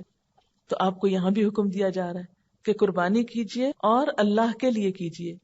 اور فصل لربک وانحر، یہاں بھی اپنے رب کے لیے قربانی کیجیے. گویا قربانی ایک تو یہ ہے کہ اللہ کا حکم ہے، اور دوسرا یہ کہ اللہ ہی کی خاطر ہونی چاہیے. جو ہمارے قربانی کا طریقہ ہے یہ کہاں سے آیا؟ یعنی قربانی کی مختلف شکلیں پچھلی امتوں میں رائج رہیں، لیکن یہ طریقہ جس پہ ہم قربانی کرتے ہیں یہ کب سے ہوا؟ اس کے بارے میں ایک دفعہ صحابہ کرام نے حضور صلی اللہ علیہ وسلم سے پوچھا کہ اے اللہ کے رسول صلی اللہ علیہ وسلم، یہ قربانی کیا ہے؟ آپ نے فرمایا سنت ابیکم ابراہیم، یہ تمہارے ابا ابراہیم علیہ السلام کی سنت ہے، ان کا طریقہ ہے. اس سنت کا تذکرہ قرآن پاک نے بہت خوبصورت انداز میں کیا ہے. سورۃ الصافات کی آیت نمبر 100 سے لے کر 111 آیات ہیں.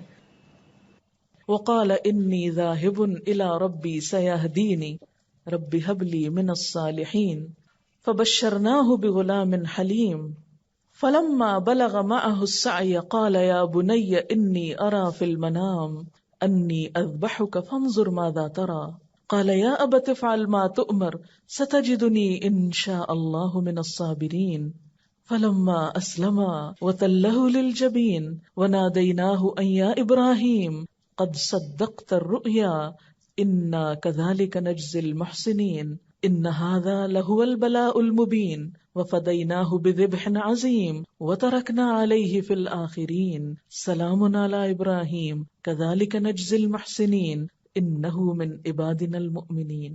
ابراہیم علیہ السلام نے کہا میں اپنے رب کی طرف جاتا ہوں، وہی میری رہنمائی کرے گا. اے پروردگار، مجھے ایک بیٹا عطا کر جو صالحین میں سے ہو، یعنی نیک ہو. تو اللہ تعالیٰ نے دعا کے جواب میں کیا فرمایا؟ ہم نے اس کو ایک حلیم یعنی بردبار لڑکے کی بشارت دی.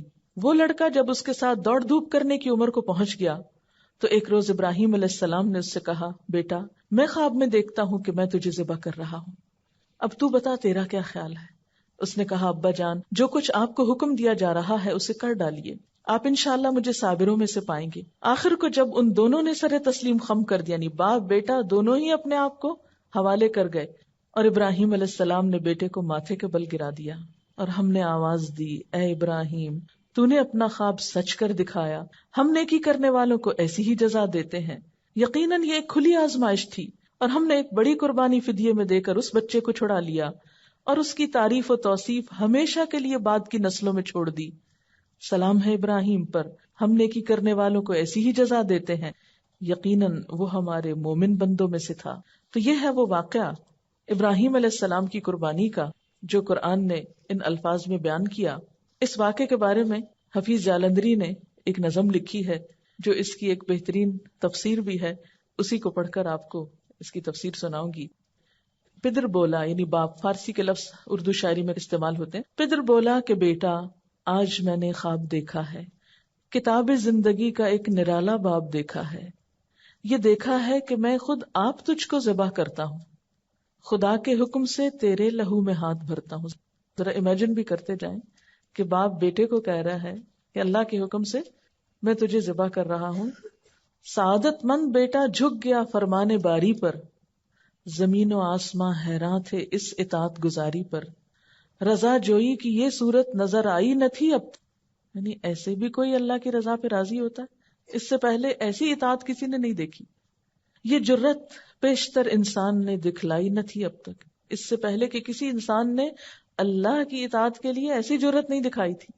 عجب بشاش تھے دونوں رضائے رب عزت پر، تأمل یا تذبذب کچھ نہ تھا دونوں کی صورت پر، کوئی ہچکچاہٹ نہیں.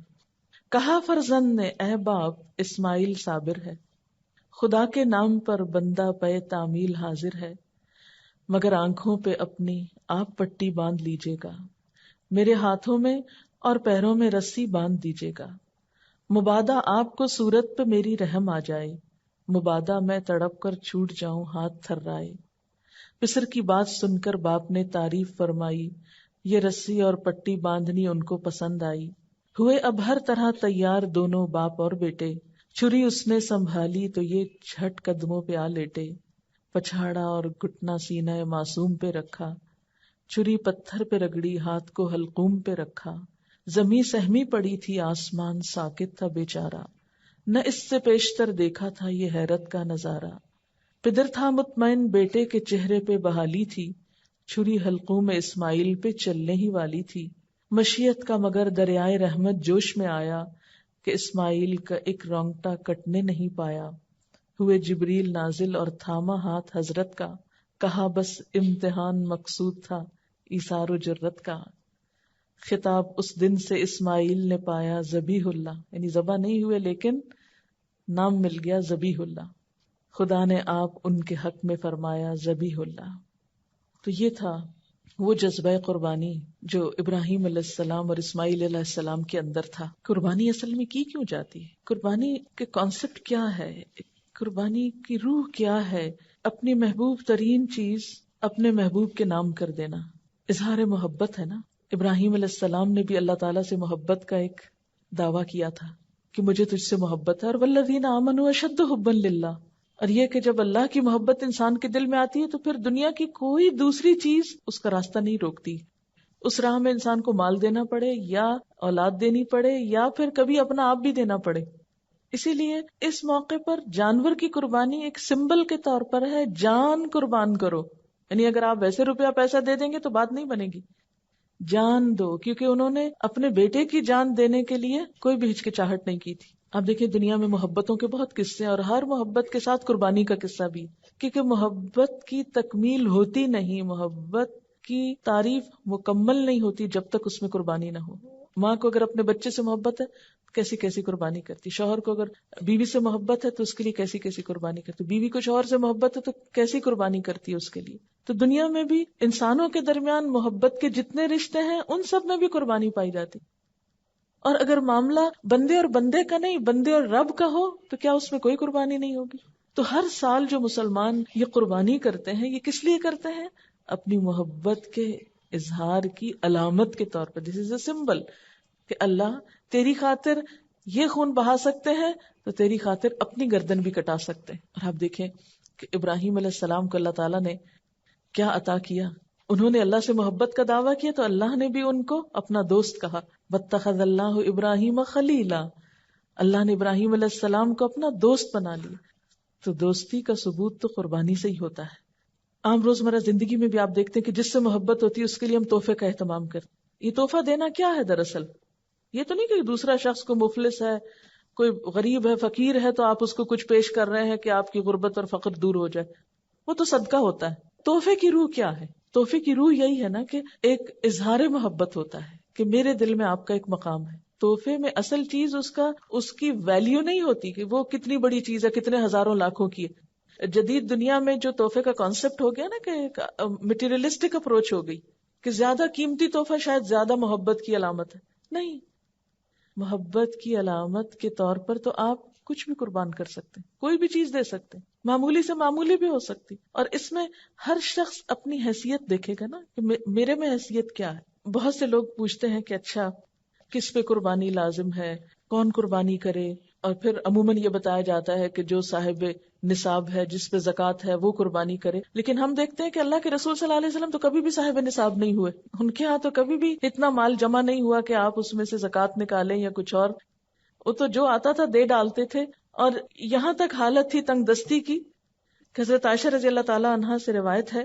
کہ جب سے آل محمد مدینہ میں آئے، یعنی آپ صلی اللہ علیہ وسلم کی فیملی جب سے مدینہ میں آئی، کبھی مسلسل 3 رات تک گندم کے آٹے کی روٹی سے سیر نہیں ہوئی، یہاں تک کہ آپ صلی اللہ علیہ وسلم وفات پا گئے، یعنی 3 دن بھی مسلسل روٹی نہیں پکی آپ کے گھر میں تھرو آؤٹ مدنی پیریڈ، پھر بھی آپ قربانیاں کرتے رہے۔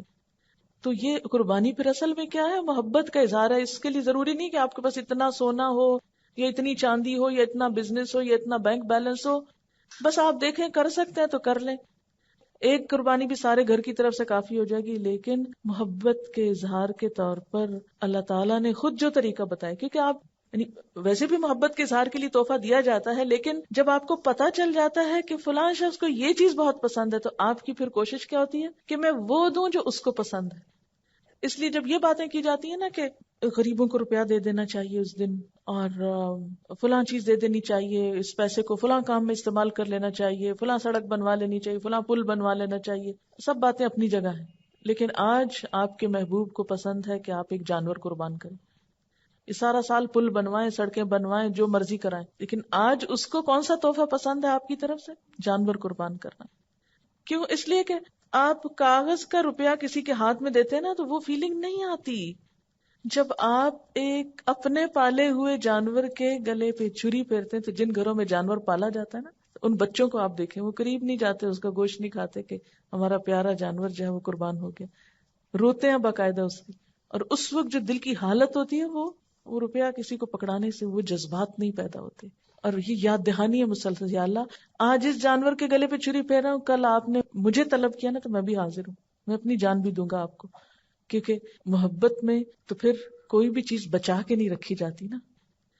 آپ صلی اللہ علیہ وسلم 10 سال مدینہ میں رہے اور ہر سال قربانی کی. اسی لیے آپ نے فرمایا، ابو داؤد کی روایت ہے، اے لوگو، بے شک ہر گھر والوں کے ذمے ہر سال قربانی ضروری. ان علی کل اہل بیت فی کل عام اضحیہ.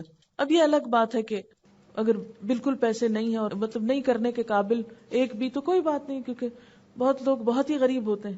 قربانی دراصل محبت کے اظہار کی ایک علامت ہے، اور اس کے لیے بہت زیادہ فقہی مسئلوں میں پڑھنا، اس پہ جائز ہے، اس پہ ناجائز ہے، یہ کرے یا نہ کرے، وہ کرے یا نہ کرے، بہت کچھ پوچھنے کی ضرورت نہیں. اپنے آپ کو ٹٹولیں، دیکھیں کیا دے سکتے ہیں کیا نہیں دے سکتے، اور کر لیں جو کر سکتے ہیں. نہیں کر سکتے تو آئندہ کے لیے کوئی ترتیب سوچیں اسی طرح کی کہ جس سے آپ کچھ کر سکیں. اور اگر کوئی وسعت کے باوجود قربانی نہ کر سکے تو اس کے بارے میں کیا فرمایا کہ جسے قربانی کرنے کی وسعت اور طاقت ہو اور وہ قربانی نہ کرے، وہ مسلمانوں کی عیدگاہ میں حاضر نہ ہو. اب یہ ہے کہ بعض حالات واقعی ایسے ہوتے ہیں کہ انسان نہیں کر سکتا، کوئی جان بوجھ کے نہیں ایسے کرتا، ہمت نہیں ہے. مثلا ایک شخص کی مہینے کی آمدنی 3,000 روپے ہے، وہ تو بچوں کا دودھ بھی نہیں پورا کر پا رہا، 2 وقت کی روٹی نصیب نہیں، وہ کہاں سے قربانی کرے، چاہے اس کا دل کتنا بھی روتا ہو. ایسا شخص کیا کرے؟ ایسے لوگوں کو بھی اللہ نے ثواب سے محروم نہیں رکھا. ایک آدمی نے حضور صلی اللہ علیہ وسلم سے عرض کیا کہ میرے پاس قربانی کے لیے تو کوئی جانور نہیں، لیکن میرے پاس دودھ دینے والا ایک جانور ہے، یعنی میرے گھر میں ایک مثلا گائے یا بکری وغیرہ ہے، اسی کو کر دوں. تو آپ نے فرمایا نہیں، اس کو نہیں کرو، کیونکہ اسلام جو ہے نا ایک اعتدال والا دین ہے، دوسروں پہ ان کی وسعت سے بڑھ کے بوجھ نہیں ڈالتا. آپ نے فرمایا نہیں، بلکہ تو عید کی نماز کے بعد اپنے بال، ناخن اور مونچھیں کٹوا اور اپنے پوشیدہ بال مونڈ لے، بس اللہ تعالیٰ کے نزدیک یہی تیری پوری قربانی ہے. اسی لیے ہمیں کیا حکم دیا گیا ہے کہ ذوالحج کا چاند نظر آنے کے بعد نہ ناخن کاٹے جائیں، نہ بال کاٹے جائیں، نہ ہی شیو کی جائے، اور نہ ہی بال اکھاڑے جائیں. نو ویکسنگ، نو تھریڈنگ، نو پلکنگ. اور عید کی نماز کے بعد کیا کیا جائے؟ کیونکہ عام طور پر تو کیا ہوتا ہے، عید کی تیاری میں لوگ اپنے آپ کو سنوارتے بناتے ہیں، بچوں کے بال کٹوائے جاتے ہیں، حجامت کروائی جاتی ہے. لیکن اس عید کے موقع پر عید سے پہلے کچھ نہیں کرنا. عید کی نماز کے بعد جب دوسرے لوگ جانور کاٹ رہے ہوں گے تو آپ کے پاس جانور کاٹنے کو نہیں، تو اپنے ناخن کاٹ لیجئے، یہی آپ کی قربانی ہو گئی. یعنی جس کے پاس وسعت نہیں، اور جس کے پاس وسعت ہے قربانی کرنا ہے، اس کے لیے بھی یہی حکم ہے. اور حاجی جو حج کرنے جا رہے ہوتے ہیں تو احرام کی حالت میں بھی ان بالوں کو، ناخنوں کو آپ ٹچ نہیں کر سکتے. تو اس طرح حج والے اور قربانی والے اور بغیر قربانی والے سب ایک چیز میں تو شریک ہو سکتے ہیں نا. یعنی اللہ تعالیٰ ہر ایک کو نیکی کا موقع دیتا ہے. اور جو قربانی کر سکے ان کے لیے کیا ثواب ہے، کیا فائدہ ہے. آپ صلی اللہ علیہ وسلم نے فرمایا 10 ذوالحج کو خون بہانے سے بڑھ کر ابن آدم اللہ کے ہاں کوئی بہتر عمل نہیں کرتا. یعنی اس دن کی سب سے نمبر 1 ٹاپ کی عبادت کیا ہے؟ خون بہانا. یہ جانور قیامت کے دن اپنے سینگوں، کھروں اور بالوں سمیت آئیں گے، اور خون کے زمین پر گرنے سے پہلے اللہ کے ہاں اس کا ایک مقام ہوتا ہے.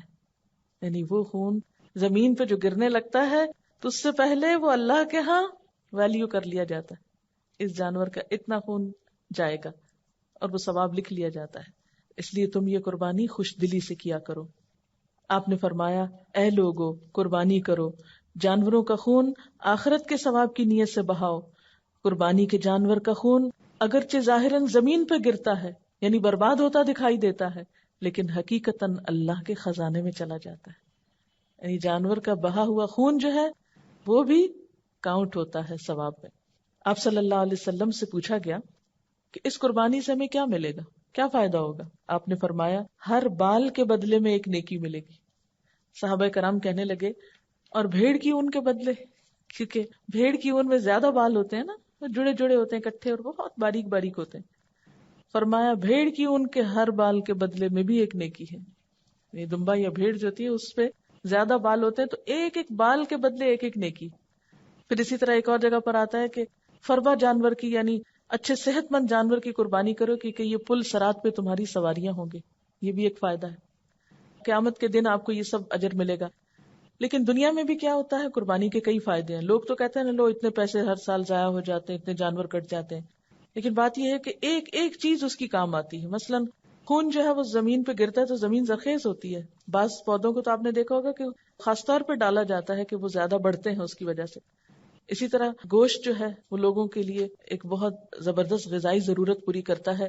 عام دنوں میں صاحب حیثیت لوگ تو گوشت کھا لیتے ہیں، لیکن اس قربانی کی برکت سے وہ لوگ بھی گوشت کھا لیتے ہیں کہ جو سارا سال گوشت افورڈ نہیں کر سکتے، جن کو سارا سال چکھنے کو نہیں ملتا۔ تو ان دنوں جب بہتات ہوتی ہے تو ان تک بھی کچھ نہ کچھ خیر پہنچ جاتی۔ اور لٹرلی کئی ایسے لوگوں کے ساتھ ملاقات کا موقع ملا جنہوں نے پرسنلی مجھے بتایا قربانی کے علاوہ ہم تو گوشت کا سوچ بھی نہیں سکتے۔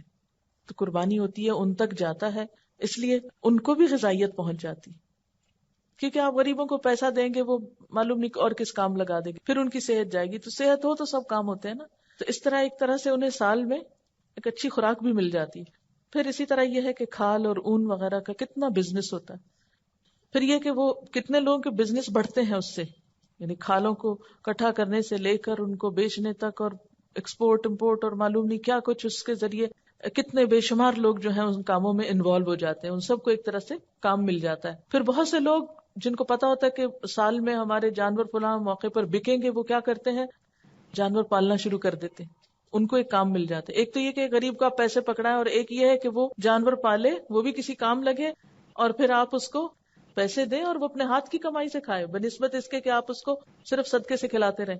اسی طرح یہ فائدہ بھی ہے کہ انسانوں کے درمیان ایک تعلق اور ایک ہمدردی کی فضا بھی ہوتی ہے، کیونکہ گوشت کی تقسیم کرتے وقت جن کے پاس لے کے جاتے ہیں یا کوئی آپ کو دینے کے لیے آ جاتا ہے تو وہ جو تبادلہ ہوتا ہے اس گوشت کا، اس سے بھی لوگوں کو فائدہ پہنچتا ہے، میل ملاقات ہوتی ہے۔ پھر گوشت زیادہ ہو جاتا ہے تو دعوتیں بھی کی جاتی ہیں، اس سے بھی میل ملاقات بڑھتی ہے۔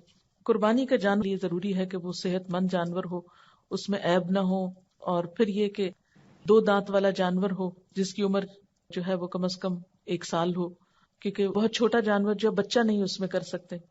پھر جس نے قربانی کرنا ہو اس کے لیے حکم ہے کہ وہ جس نے ذوالحج کا چاند دیکھ لیا اور قربانی کا ارادہ رکھتا ہے تو اسے بال اور ناخن نہیں تراشنا چاہیے۔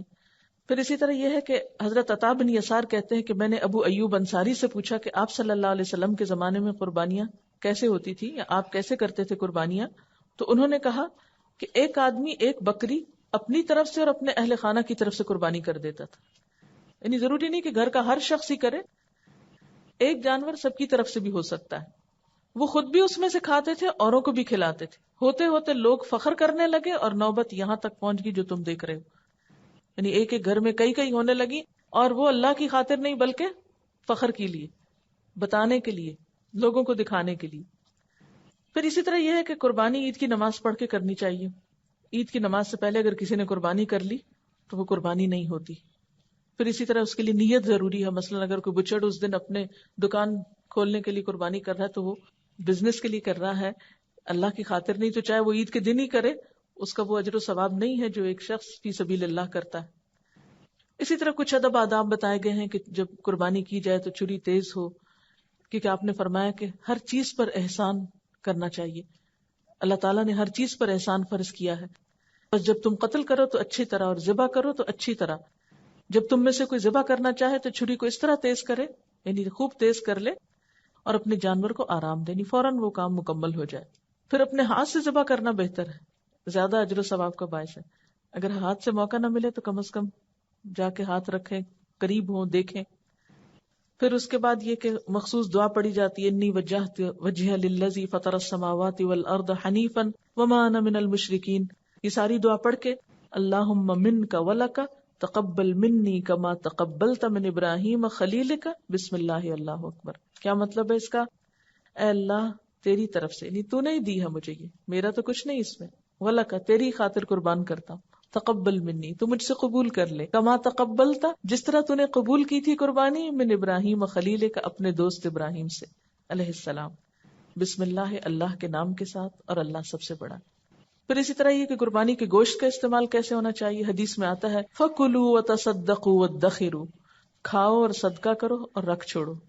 یعنی کھا بھی سکتے ہو، صدقہ بھی کر سکتے ہو، اور تھوڑا فریز بھی کر سکتے ہو. اور اس زمانے میں خشک کیا جاتا تھا، یعنی اس میں کوئی حرج نہیں کہ اگر انسان کل کے لیے کچھ اس میں سے بچا لے.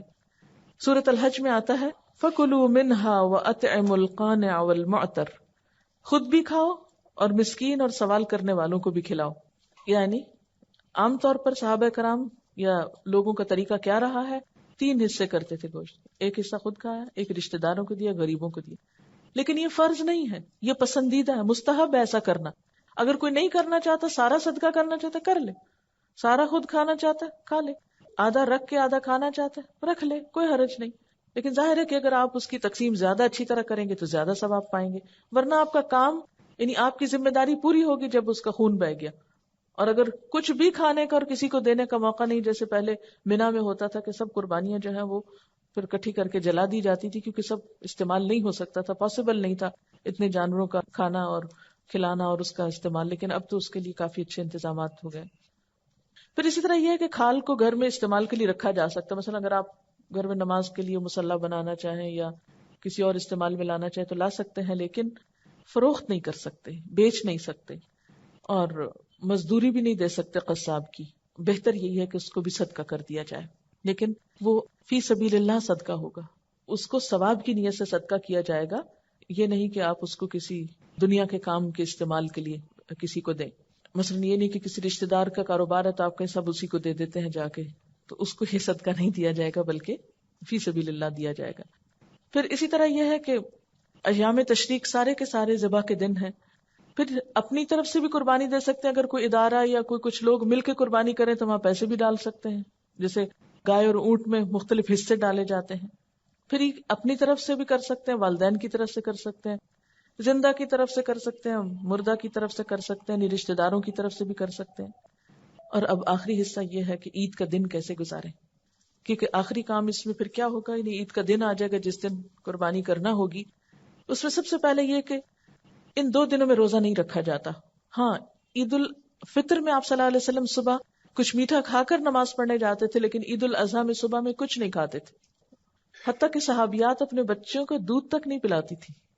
یعنی اتنا اہتمام اس سنت کا کیا جاتا تھا. دوسرا کام یہ ہے کہ غسل کرنا چاہیے، نہانا چاہیے.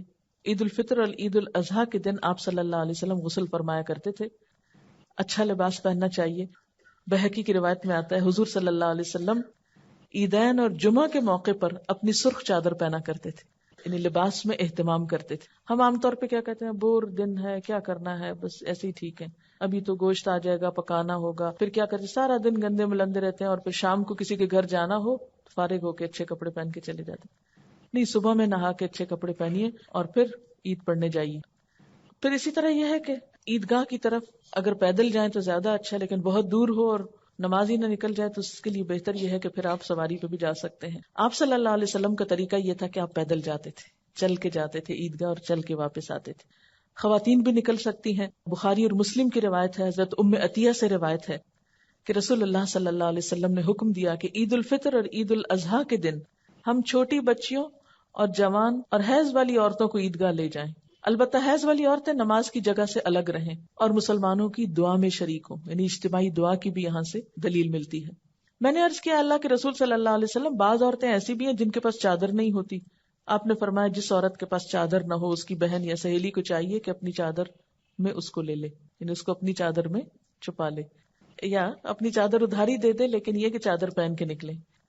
حضرت عبداللہ بن عباس سے روایت ہے کہ رسول اللہ صلی اللہ علیہ وسلم عید کے دن اپنی بیویوں اور بیٹیوں کو عیدگاہ لے جاتے تھے. ابن ماجہ کی روایت ہے. پھر یہ ہے کہ جاتے اور آتے ہوئے تکبیریں پڑھنی چاہیے. اس میں آپ دیکھیں گے کہ گھر کے بچوں کو اگر آپ سکھا دیں نا، یعنی بڑوں کو تو مشکل ہوتی ہے نا، بچوں کو اگر آپ سکھا دیں اور وہ بلند آواز سے پڑھیں تو سب کو یاد آتی رہیں گی اور اوروں کو بھی وہ پڑھاتے رہیں گے. نافع ابن عمر سے روایت کرتے ہیں کہ ابن عمر عید الاضحیٰ اور عید الفطر کے دن جب عیدگاہ کی طرف جاتے تو بلند آواز سے تکبیریں کہتے یہاں تک کہ عیدگاہ میں پہنچ جاتے ہیں. اونچی اونچی پڑھتے جاتے تاکہ اور لوگوں کو بھی یاد آ جائے. کچھ لوگ متقین کے امام ہوتے ہیں نا، وہ اپنے عمل سے دوسروں کو نیکی کی طرف لگائے رکھتے ہیں. پھر عیدگاہ میں بھی پہنچ کر تکبیریں کہتے یہاں تک کہ نماز عید پڑھنے کے لیے امام صاحب آ جاتے. عورتیں جو ہیں وہ بلند آواز سے نہیں پڑھیں، آہستہ آہستہ پڑھتی بھی جائیں. تو عید کے دن کے کاموں میں کیا ہے کہ آپ صبح صبح تیاری کریں، نہائیں دھوئیں، کپڑے اچھے پہنے، ایسی خوشبو نہ لگائیں کہ جو عیدگاہ میں جاتے ہوئے دوسروں کو آئے. پھر چادر اوڑھ کر عیدگاہ پہنچے، نماز پڑھیں، واپس آئیں. قربانی ہو، قربانی کو دیکھیں اگر ممکن ہو. آپ صلی اللہ علیہ وسلم ویسے عیدگاہ میں ہی قربانی کیا کرتے تھے، اور یہ ایک بڑا ہائیجینک طریقہ ہے کہ سب کی قربانیاں ایک جگہ پر ہو، وہیں سے صفائی ہو جائے. ہمارا تو ہر گلی بازار کے نکر میں قربانی ہو رہی ہوتی ہے اور گندگی میں چھوڑ کے ہم اپنا گوشت اٹھا کے گھر چلے جاتے ہیں. تو یہ طریقہ ٹھیک نہیں، اور پھر صفائی کرنے والوں کی بھی چھٹی ہوتی ہے تو 3 دن عذاب کے ہو جاتے ہیں. اس معاملے میں بہت احتیاط کرنے کی ضرورت ہے کہ ہماری ایسے کسی کام سے دوسرے کو اذیت نہ ہو. پھر یہ ہے کہ آپ گوشت کی تقسیم کریں، رشتہ داروں کو ملیں، غریبوں کو وزٹ کریں، ان کو اپنی خوشی میں شریک کریں، اور ذکر کی کثرت کرتے رہیں. ذکر نہ بھولیں، کہ ہوتا کیا ہے جو ہی خوشی کا موقع آیا سب سے پہلے ذکر بھول گئے. اور آخری بات یہ ہے کہ صرف جانوروں کی قربانی نہیں کرنی، کچھ اور چیزوں کی قربانی بھی کرنی ہے. کوئی ایک اپنی بری عادت جس سے آپ بہت تنگ ہو اس کو لکھ لیں اور نیت کر لیں کہ اس دفعہ اس موقع پر میں نے اپنی اس عادت کو چھوڑ دینا ہے، یا اس خواہش کو میں نے قربان کر دینا ہے جو اللہ تعالیٰ کو پسند نہیں. کوئی بھی اپنا اپنا سوچ لے. ہر شخص اپنے غلطیوں اور گناہوں کے بارے میں زیادہ آگاہ ہوتا ہے. تو اگر ہم تھوڑی سی پلاننگ کر لیں کہ یہ کام ہم نے نہیں اس کے بعد کرنا، تو انشاءاللہ ہر عید پر اگر ایک ایک چیز چھٹتی جائے. اور پھر یہ ہے کہ سب سے بڑی قربانی اگر آپ کر سکیں تو انا کی کر دیں. تھوڑی سی میں کے اوپر کوئی چھری پھر جائے تو اچھا ہے ان دنوں میں. مٹا دے اپنی ہستی کو گر کچھ مرتبہ چاہے، کہ دانہ خاک میں مل کر گل و گلزار ہوتا ہے. اگر آپ واقعی بہار پھول بننا چاہتے ہیں تو پھر اس کے لیے کیا کرنا ہے؟ عاجزی اختیار کرنی ہے انشاءاللہ تعالی. اور یاد رکھیے کہ لن تنالوا البر حتى تنفقوا مما تحبون. اور آخری چیز جو چیک کریں گے وہ یہ کہ ایک چیز کیا آپ کے اندر پیدا ہوئی کہ نہیں، اور وہ ہے تقوی. ان ساری عبادتوں، نمازیں، صدقے، خیرات، روزے، ذکر، نوافل، سب کچھ کر لیا، اور اگر اصل چیز نہیں آئی تو کچھ نہیں آیا. اور وہ کیا ہے؟ دل میں اللہ کا خوف، اللہ تعالیٰ کا احساس کہ وہ دیکھ رہا ہے، مجھے اس کے پاس لوٹ کے جانا ہے، مجھے اس کو جواب دینا ہے. کیونکہ یہ تقوی اندر آئے گا تو بہت سی اچھی عادتیں خود بخود آنے لگیں گی. اور اللہ تعالیٰ بھی قربانی کے ذریعے یہی چاہتے ہیں دراصل. لن ینال اللہ لحومها ولا دماؤها ولکن ینالہ التقوی منکم. اللہ کو نہ تمہارے جانوروں کا گوشت پہنچتا ہے نہ خون پہنچتا ہے، اس کو تو تمہارا تقوی پہنچتا ہے. اللہ کی خاطر یہ سب کچھ کرنے کا کتنا جذبہ تھا، دل کی کیفیت. ابراہیم علیہ السلام کے بارے میں کیا آتا ہے کہ اذ جاء ربہ بقلب سلیم، جو سلامت دل لے کے اپنے رب کے پاس آیا. اور یہ بھی یاد رکھیے کہ قیامت کے دن کام تو کچھ نہیں آنا. یوم لا ینفع مال ولا بنون الا من اتى اللہ بقلب سلیم. تو دلوں کی سلامتی کی طرف توجہ دینے کی ضرورت ہے، محسن بننے کی ضرورت ہے. ومن احسن دینا ممن اسلم وجهه للہ وهو محسن واتبع ملت ابراہیم حنیفا واتخذ اللہ ابراہیم خلیلا. اس شخص سے بہتر اور کس کا طریقے زندگی ہو سکتا ہے جس نے اللہ کے آگے سر تسلیم خم کر دیا اور اپنا رویہ نیک رکھا اور یکسو ہو کر ابراہیم علیہ السلام کے طریقے کی پیروی کی، اس ابراہیم کے طریقے کی جسے اللہ نے اپنا دوست بنا لیا. بہت سے لوگ یہ کہہ کر کہ یہ تو ریچول ہے اور اس کا تو کیا فائدہ. سوچنے کی بات یہ کہ ریچول بھی کیوں اہم ہوتے ہیں. خلیل اللہ کی سنت ہے، شیطان جو ہے وہ حجتیں اور وسوسے ڈالے گا. یہ کیسے مسلمان ہیں؟ اپنی نئی نسل سے پوچھئے کہ کیا سوچ ہے ان کے دلوں میں قربانی کے بارے میں.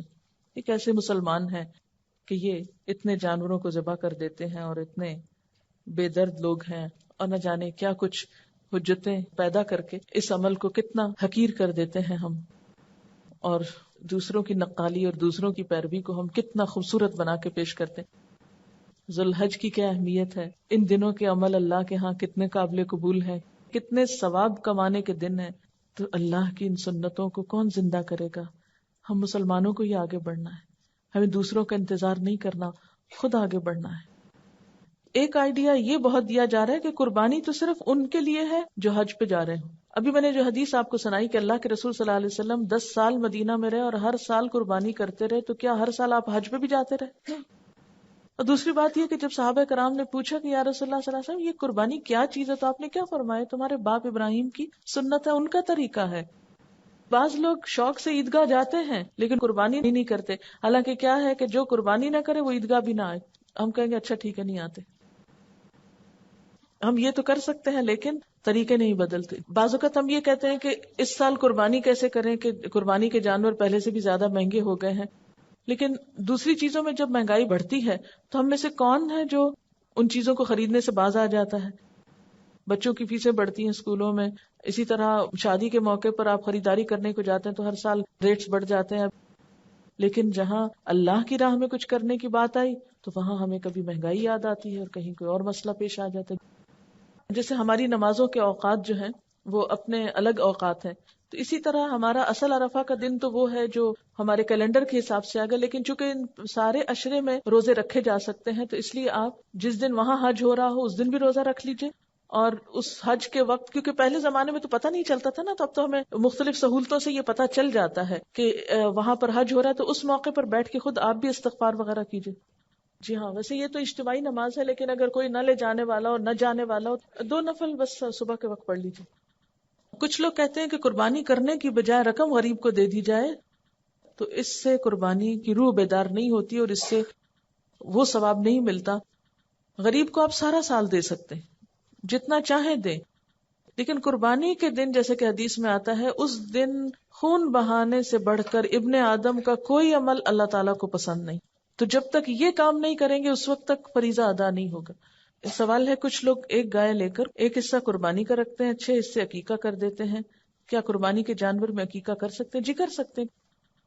اگر گھر میں ہر فرد کما رہا تو الگ الگ قربانی کرنا ہوگی، جیسے کہ پہلے میں نے عرض کیا کہ قربانی تو محبت کا ایک اظہار ہے۔ اس میں آپ صلی اللہ علیہ وسلم سے یہ بھی پتہ چلتا ہے کہ ایک موقع پر آپ نے 100 قربانیاں کی، 70 اپنے ہاتھ سے کی اور 30 حضرت علی رضی اللہ تعالیٰ عنہ نے کی، اور ایسا بھی ملتا ہے کہ ایک قربانی سارے گھر والوں کی طرف سے کی گئی۔ تو یہ آپ کی اپنی خوشی اور استطاعت پر ہے کہ آپ کیا کرنا چاہتے ہیں۔ اس میں کوئی آپ کو واضح ایسا قانون نہیں دیا گیا کہ یہ کرے اور یہ نہیں کرے، لکیریں نہیں کھینچ کے بتائی گئی، یہ تو محبت کا ایک امتحان ہے۔ نبی صلی اللہ علیہ وسلم کے نام سے قربانی کرنے کے علاوہ دوسرے انبیاء کے نام سے بھی کر سکتے ہیں، یا صحابہ کرام کی طرف سے بھی کر سکتے ہیں، پوری امت کی طرف سے بھی کر سکتے ہیں، یعنی ایک میں بہت سارے بھی شریک ہو سکتے ہیں۔ اللہ کی رحمت بہت وسیع ہے، اس کے لیے کچھ مشکل نہیں۔